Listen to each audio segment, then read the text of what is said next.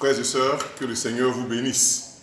En tout cas, bon dimanche à nous tous et que Dieu permette que nous puissions rentrer dans sa parole pour partager vraiment cette bonne nourriture pour notre développement.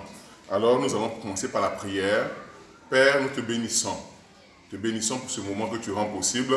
Seigneur, nous te recommandons ta parole. Que ta parole soit une lumière. Lumière à nos pieds et une lampe sur nos sentiers. Seigneur, je prie que tu nous assistes et que tu nous conduises au nom de Jésus. Amen. Je vous salue au nom de Jésus encore et je prie que vous soyez fortifiés dans vos maisons, dans vos lieux de service. Et je pense que quelles que soient vraiment les nouvelles que vous entendez dans le monde entier, nous devons rester sereins. Parce que les promesses de notre Dieu pour nous sont de très bonnes promesses. Et ces promesses sont que 1000 tombent à nos côtés, 10 000 à notre droite, nous ne serons pas atteints.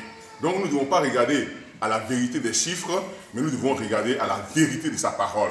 Parce que c'est sa parole qui s'accomplira. Nous allons donc commencer dans le livre d'Exode. Tu prends ta Bible dans le livre d'Exode. Exode chapitre 23, du verset 21 au verset 28. Nous allons commencer donc Exode chapitre 23, verset 21 à 28. Je lis la parole du Seigneur.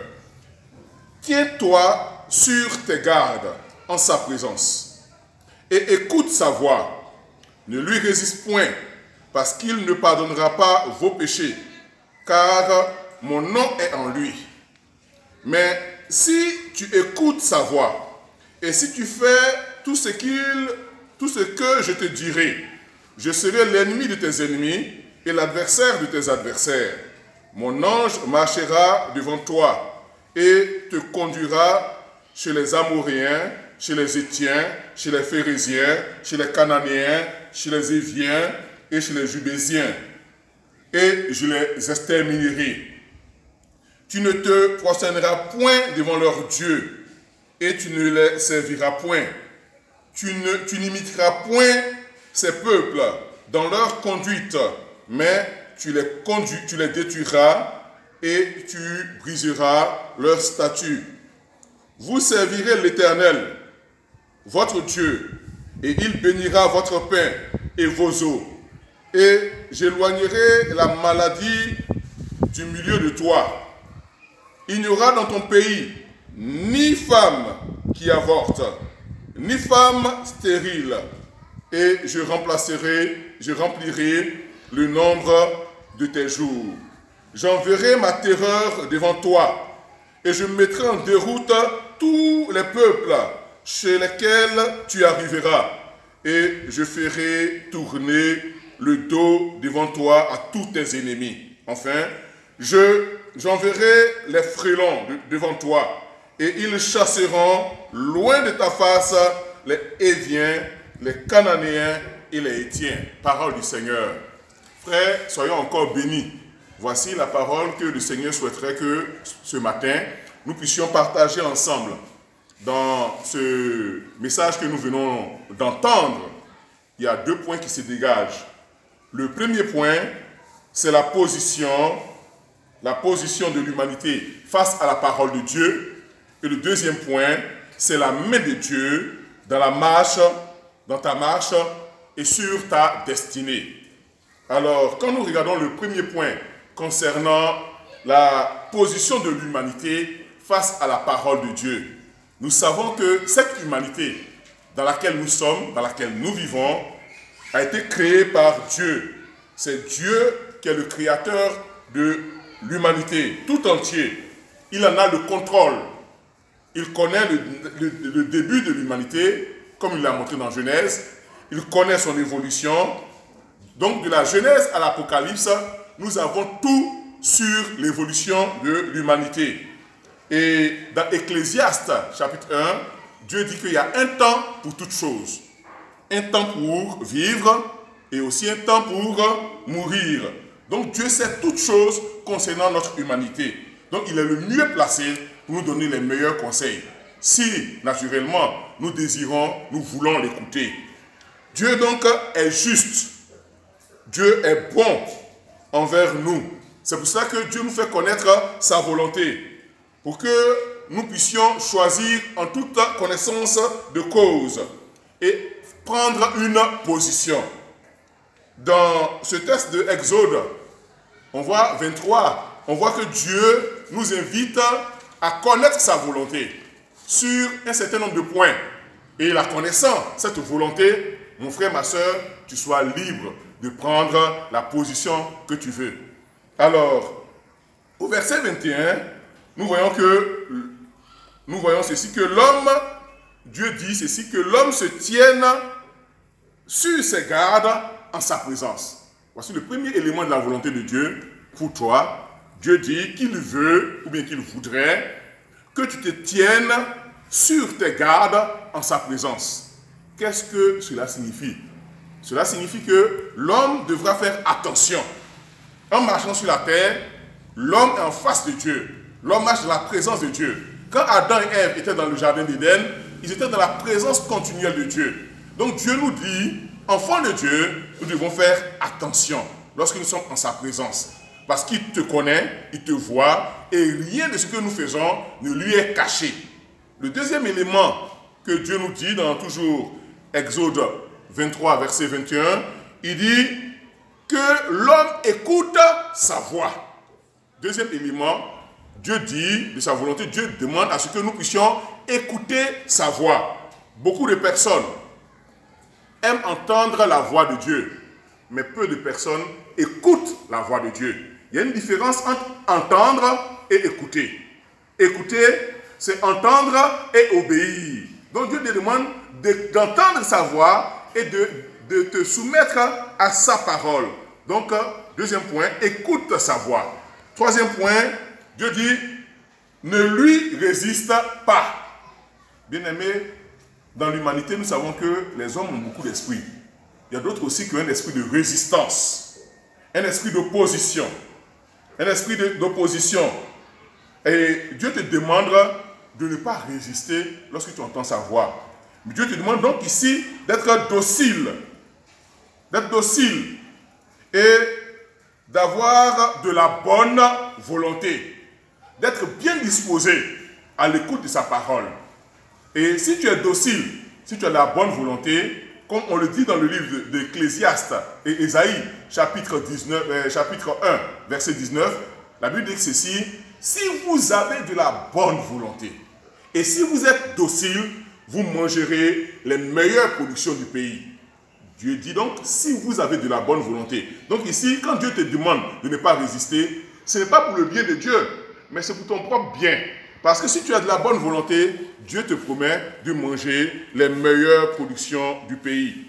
Et Dieu dit ici que l'homme ne doit pas lui résister. Alors, par rapport donc à cette volonté de Dieu qui est manifeste, qui est claire, on se rend compte que les hommes, face à Dieu, adoptent des positions différentes.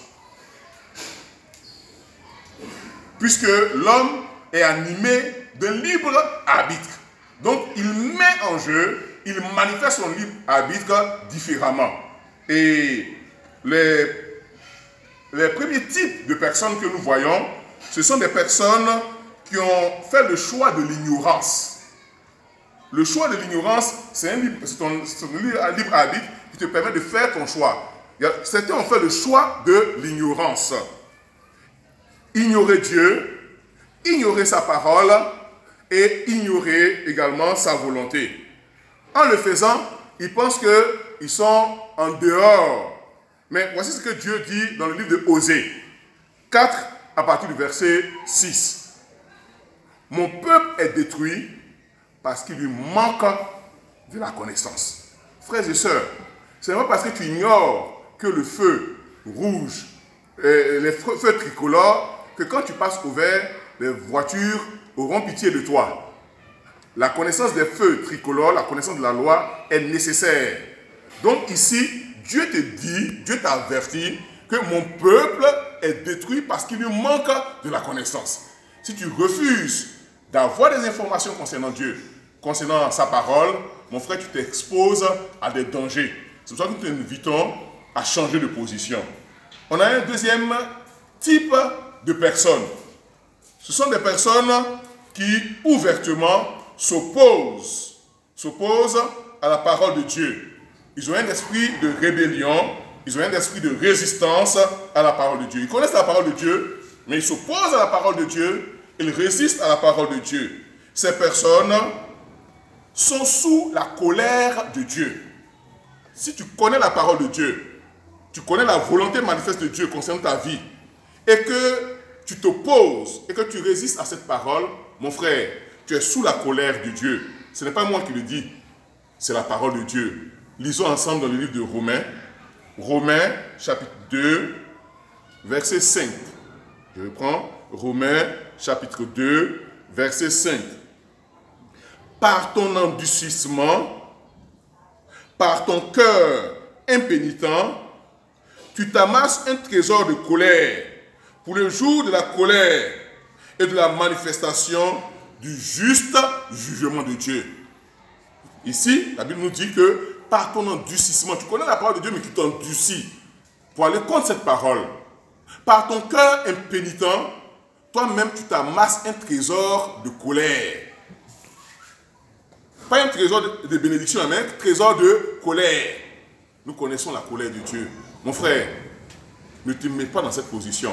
Ce n'est pas bon pour toi. Humilie-toi devant Dieu et Dieu lui-même t'élèvera. Bien-aimé, en plus de ce deuxième cas, nous avons le troisième. Le troisième cas, c'est le cas des personnes qui ont opté pour la compromission. Ils sont chrétiens, ils se sont engagés, ils ont fait un vœu d'engagement vis-à-vis de Dieu. Après être engagés, ils veulent profiter des bienfaits du royaume et des bienfaits du monde. Et ils s'engagent dans la compromission. Bien-aimé, se compromettre, c'est être un enfant de Dieu et puis vivre la vie du monde. C'est-à-dire qu'aujourd'hui, tu es à l'église, demain, tu es dans le monde. Après-demain, tu es à l'église, et puis après-demain, ta marche est en dents de scie. Dieu n'approuve pas de telles personnes. Voici ce qu'il te réserve et voici ce qu'il te demande. Dans 2 Corinthiens 6, verset 17, le Seigneur dit ceci. C'est pourquoi, sortez du milieu d'eux et séparez-vous, dit le Seigneur. Ne touchez pas à ce qui est impur et je vous accueillerai. Dieu te demande de te séparer de ce qui est impur. Ta place n'est pas là-bas. Dieu a des plans pour toi. Dieu t'aime. Mais malheureusement, ces plans-là échouent dans ta vie parce que toi-même, tu refuses que Dieu agisse pleinement. Dans Ésaïe 59, la Bible déclare ceci, la main de Dieu n'est pas courte pour sauver, ni son oreille trop dure pour entendre, mais ce sont nos iniquités, nos impuretés, qui font une séparation entre nous et notre Dieu et l'empêchent d'agir dans notre vie. Donc, bien-aimés, sortons des compromissions et venons à la lumière de sa parole. Le dernier groupe, par contre, a fait le choix de l'obéissance à la parole de Dieu et de la soumission à cette parole. Pour ce groupe-là, voici ce que Dieu réserve dans Deutéronome 28, verset 1. Seulement même déjà. Je ne parle même pas de tout Deutéronome 28.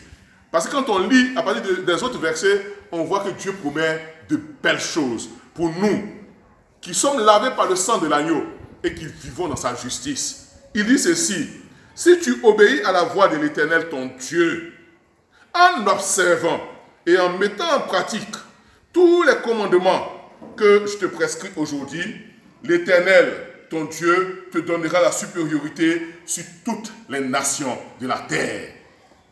L'Éternel ton Dieu te donnera la supériorité sur toutes les nations de la terre.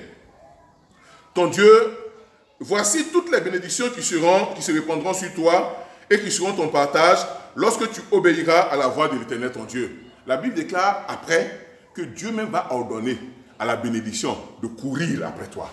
Bien aimé, aujourd'hui on voit les chrétiens qui courent derrière la bénédiction parce que en fait eux-mêmes ils savent que leur vie chrétienne n'est pas claire. Donc ils sont obligés de partir de prophète en prophète, de docteur en docteur, pour qu'on leur impose les mains et les pieds. Mais toi qui aimes Dieu, qui observes sa parole et tu la mets en pratique, Dieu dit que tu n'auras pas besoin de ça. Mais lui-même, il va ordonner à la bénédiction d'être avec toi. C'est pour ça que je te conseille, toi qui entends la parole de Dieu aujourd'hui, de faire le choix de Dieu. De faire le choix de Dieu en obéissant à sa parole et en mettant cette parole en pratique.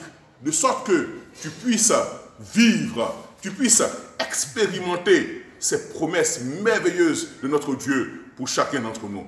Donc voici donc la première partie de notre message. La deuxième partie, vraiment de ce message, mettra en lumière la main de Dieu dans ta marche et dans ta destinée. Tout à l'heure, j'ai cité Ésaïe 59.